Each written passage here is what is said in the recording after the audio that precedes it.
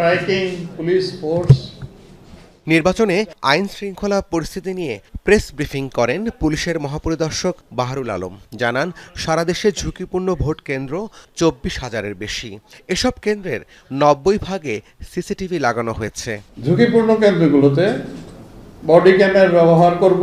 কোনো কেন্দ্রে মবের চেষ্টা হলে শুধু সংশ্লিষ্ট কেন্দ্রই নয়, নির্বাচন কমিশনের সাথে আলোচনা করে পুরো আসনের ভোট স্থগিত করা হবে বলেও জানান আইজিপি। কিন্তু এইবার not a single incident will happen.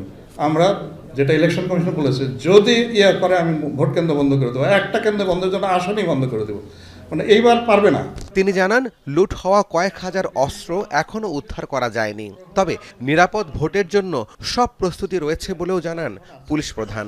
ইলেকশনকে disrupt করার মতো কোনো শক্তি নাই। কোথাও একটা ক্রাইম হতে পারে, একটা ডাকাতি হয়ে যেতে পারে, একটা খুন হয়ে যেতে পারে, কিন্তু ইলেকশন ডিসরাপ্ট করতে পারবে না। এটা 3000-ই হোক আর 6000-ই হোক। কেরানীগঞ্জে জঙ্গি আস্তানায় বিস্ফোরণের ঘটনা টেনে আইজিপি বলেন, নির্বাচন টার্গেট করে জঙ্গি হামলার চেষ্টা ছিল, তবে তাদের পুরো নেটওয়ার্ক ভেঙে দেওয়া হয়েছে।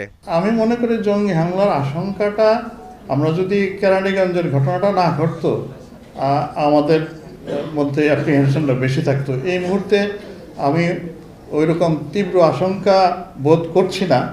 এদিকে নির্বিঘ্ন ভোট আয়োজনে সেনাবাহিনী, র্যাব, পুলিশের টহল চলছে। কেন্দ্র ও এর আশপাশে যৌথ বাহিনীর ফুট পেট্রোল চালানো হয়।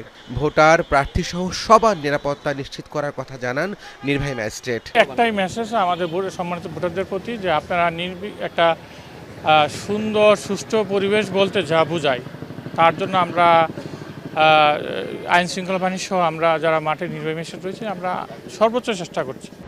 রাজধানীর বিভিন্ন পয়েন্টে চেকপোস্ট বসিয়ে মোটরসাইকেল ও প্রাইভেট কারে তল্লাশি চালাচ্ছে পুলিশ। রাব্বি সিদ্দিকী, যমুনা নিউজ, ঢাকা।